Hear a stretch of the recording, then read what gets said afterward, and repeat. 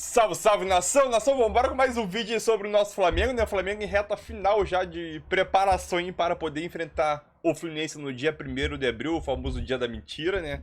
Pelo primeiro jogo da final do Carioca, né? O Flamengo é mandante nesse jogo, mas os dois jogos vão ser no Maracanã. Possivelmente o Flamengo não deve ter o Arrascaeta até o momento, né? O Arrascaeta tá em tratamento intensivo para se recuperar do problema do pubis e no adutor, mas caso o Arrascaeta não jogue, quem deve jogar no lugar do Arrascaeta, na sua opinião? Everton Ribeiro? Cebolinha improvisado em outra posição ali? Então, Vitor Pereira mudar o esquema tático? Voltar para dois zagueiros? Então, o que será que o Vitor Pereira vai fazer nesse time para poder enfrentar o Fluminense, que nos últimos clássicos é uma pedra no sapato do Flamengo? Sim!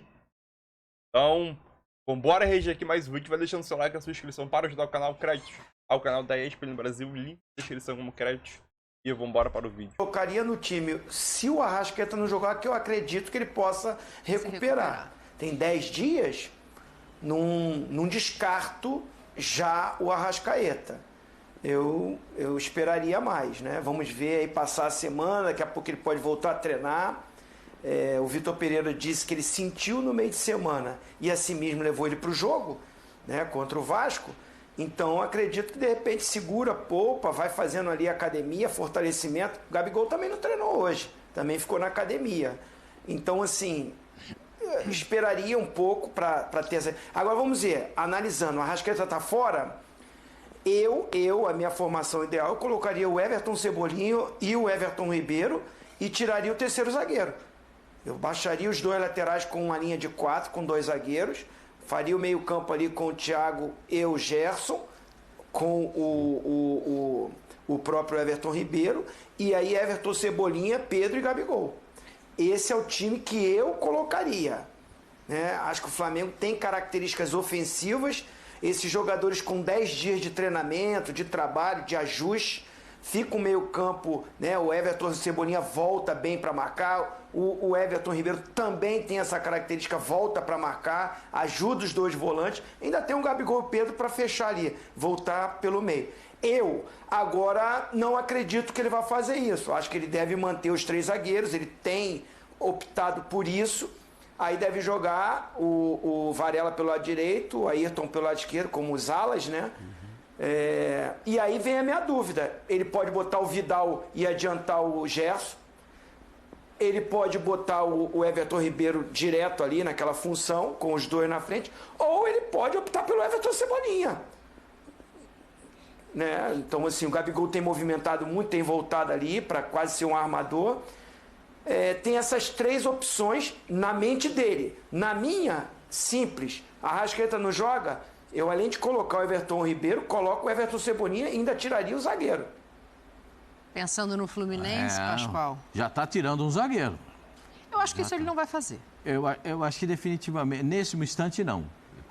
Mas eu acho Ele que joga com o Cano na frente, tem dois zagueiros para marcar o Cano. eu acho que a possibilidade dele fazer isso seria muito caso o Arrascaeta não jogasse. Aí, porque o Everton, ele recompõe muito mais do que o Arrascaeta na marcação, e aí não ficaria um meio de campo frágil, como ele vem achando que é o meio de campo o problema, por isso que ele coloca os três zagueiros, né, para reforçar o sistema defensivo, que na verdade a marcação começa lá na frente. Então acho que com o Everton, Cebolinha volta bem pelo lado esquerdo. O Gabigol cumpre perfeitamente também pelo lado direito, está ajudando até demais.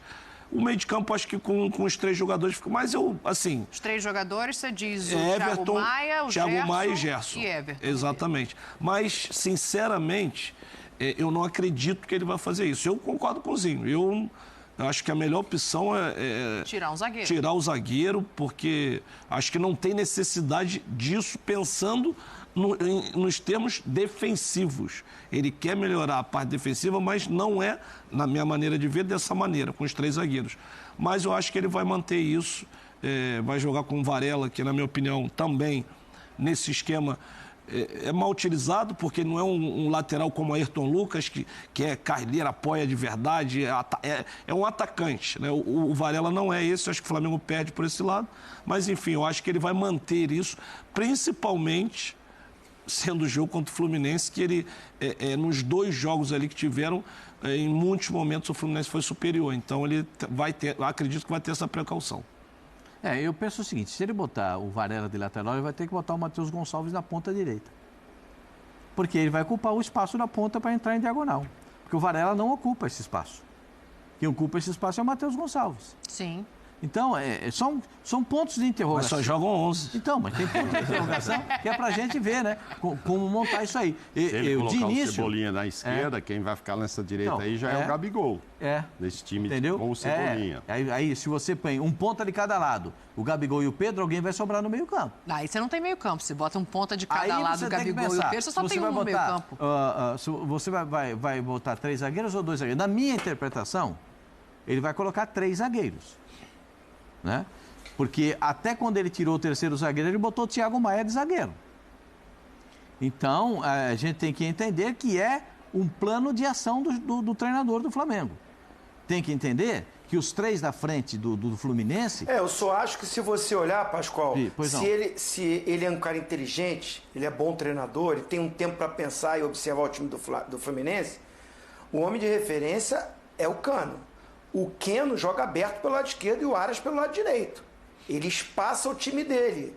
Ele faz mini-jogos pelo lado. Ele, que eu digo, é o Fernando Diniz. Ele junta jogadores pelo lado do campo e faz a triangulação, troca de passes. A referência é o Cano. Eu não vejo necessidade de 3 zagueiros. Fica até embolado para fazer essa marcação. Porque o Ayrton Lucas bate com o Arias e o Varela bate com o Keno. E tem 2 zagueiros para marcar. Ele precisa preencher o meio-campo. Que tem ali Martinelli, que está jogando bem, que sai para o jogo. Que tem ali o Ganso, que organiza esse time. Que tem o André, que sai para o jogo.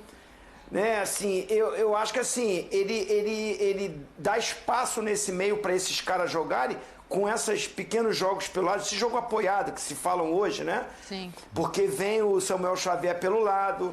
Aí se ele tem o Everton Cebolinha volta acompanhando o Samuel Xavier. O Everton Ribeiro volta pelo lado esquerdo acompanhando. Não sei qual vai ser o lateral, se o Marcelo vai estrear. Eu acho que encaixa melhor. Você não precisa de 3 zagueiros. Como o Djalma falou, você tem 3 zagueiros para ficar mais forte o sistema defensivo. E às vezes não fica, porque o time adversário não joga com atacantes, vários atacantes enfiados lá na área. Como diz principalmente nessas triangulações que o Fluminense sempre faz pelo lado, fica muito mais complicado para um zagueiro sair ali para fazer essa marcação do que um homem de meio ou o próprio ponta. Porque eles fazem muito pelo canto do campo e o zagueiro fica com medo de abandonar a zaga. Abafa, né? Quando sai a bola aqui, eles abafam com 3. E aí cria superioridade nesse setor. Quando encara os zagueiros, já encara no mano a mano. E para jogar com o Fluminense era melhor ter mais gente no meio do que mais gente lá atrás. Eu concordo com o Zinho com relação a isso. Agora tem outra coisa, hein? Tem outra coisa, viu, Zinho? E eu não sei nem quem são esses 3 zagueiros. Ele já usou 3 vezes 3 zagueiros de forma consecutiva, mas mudou os zagueiros. Boa. Ele mudou os zagueiros. Ele não repetiu. O único Fabrício Bruno. Isso. Não, eu ia botar mais um ponto. Ó o Felipe Luiz treinando ali, ó. Felipe Luiz também tá para jogo. Ele vai optar pelo Ayrton Lucas? Mas o Ayrton Lucas está jogando bem. O Cebolinha também estava no jogo seguinte, pegou o banco. Foi no banco, fez até gol. Aí foi pro banco. Tem 9 dias para ele fazer isso. Segura essa daí, esse carrinho da Dani aí. Não foi carrinho. Pega essa jaca aí. O Varela tá treinando ali, o Cebolinha tá treinando, tá todo mundo treinando. Só o Arrascaeta que não treinou. A verdade é o seguinte, né, Pascoal? Ele tem o melhor elenco do futebol brasileiro nas mãos. Da América do Sul. Pra escolher. Parece que tem tantas opções que ele tá ficando meio se complicando. Era melhor quando ele tinha só 11 no Corinthians, né? Que ele escalava 11 ali. Porque é aquele negócio, quando tem muitas opções, você acaba também derivando para outras alternativas, né? Eu posso jogar com 3 zagueiros. Claro que pode. Com os zagueiros que tem o Flamengo, você pode jogar com 3, com 2, com 1. Né? Vai ter jogo. O Fluminense faz isso. Né? De repente o jogo tá ruim, tá perdendo o jogo, só fica um Nino de zagueiro. e o André volta para fechar aqui e aí libera todo mundo para frente. Também tem essa opção, mas aí é questão de cada um. É questão de cada um. Hoje o Fluminense está melhor treinado do que o Flamengo. Hoje, o Fluminense é melhor treinado do que o Flamengo. Os jogadores do Fluminense entram em campo sabendo o que vão fazer e quem entra depois durante o jogo sabe também o que vai fazer. É legal isso. Isso é muito bonito, porque ele já tem um entendimento do formato do treinador. No Flamengo, os jogadores ainda não têm essa compreensão. Essa compreensão não está muito clara para os jogadores do Flamengo. Tanto que a gente vê, às vezes, o Gabriel Barbosa voltando lá na defesa para dar carrinho na lateral. A gente vê o Ayrton Lucas jogando de ponta aberto pela esquerda. A coisa não tá dando aquele balanço, ainda não está funcionando como deveria funcionar. Mecanicamente, assim, o jogador olha... Porque o bom do time, quando você faz o seguinte... o Djalminha jogou no time, o Zinho também, que fazia assim, um olhava para o outro e já sabia o que estava acontecendo. Sim. O Djalminha com o Miller. Quando o Miller virava o pescoço, ele já dava a bola, porque o Miller já tinha 10 metros na frente do coisa. O Zinho, ele sabia que ele tinha que entrar em diagonal, porque os caras da frente ia ter uma bola ajeitada do Evair para ele bater de fora, ia ter o Edmundo para fazer uma tabela. Ele já sabia o que ia acontecer. Então é isso aí, nação. Mais um vídeo aí. O que o Pascoal falou faz toda... O que o Pascoal falou, eu concordo com ele. Hoje... Atualmente, né, o Fluminense, os jogadores do Fluminense já entram em campo sabendo o que é pra fazer. Tanto os titulares e os reservas, né? E é aquilo. O Fluminense, ele tem um padrão de jogo muito bem definido pelo Fernando Diniz aos seus jogadores. E consegue executar isso dentro de campo. Simplesmente. E, sendo assim, acaba apresentando bom futebol dentro de campo, né? O futebol do Fluminense é um futebol vistoso. Entendeu? Diferentemente do Flamengo. Atualmente, o Flamengo está mal das pernas em relação à questão tática, estilo de jogo, que até agora a gente não vê muito, né? E principalmente nesse tempo de recesso até o primeiro jogo, que é dia 1º, né? O Fernando Diniz, o Vitor Pereira, ele tem que arrumar essa defesa do Flamengo, né? Porque um dos pontos principais da geralmente fraca atuação do Flamengo é o setor de meio de campo e defesa, essa transição entre defesa e meio de campo, entendeu? Principalmente na recomposição do Flamengo, perde a bola, a recomposição do Flamengo é muito lenta. Geralmente nesses casos aí que o Flamengo tem os lances maior de perigo, né? Ao seu gol, né? Vamos dizer assim. E na maioria das vezes acaba levando gol, né? Que acontece, mas o Vitor Pereira conseguindo ajeitar aos poucos, né? Óbvio que não vai consertar a zaga de uma hora para outra, mas conseguindo ajeitar a zaga, conseguindo achar os jogadores certos ali pro setor de meio de campo, sim, o Flamengo consegue fazer um bom jogo e ganhar do Fluminense. Mas é aquilo, a gente só vai saber isso, vai dar certo ou não, o que o Vitor Pereira treinou durante essas 2 semanas aproximadamente, quando for jogar com o Fluminense e ver o futebol que o Flamengo vai apresentar, né? Porque se o Flamengo apresentar um péssimo futebol em 2 semanas é sacanagem, meu filho. 2 semanas treinando para apresentar um péssimo futebol. Então a gente tem esperança que o Flamengo consiga apresentar um bom futebol, né?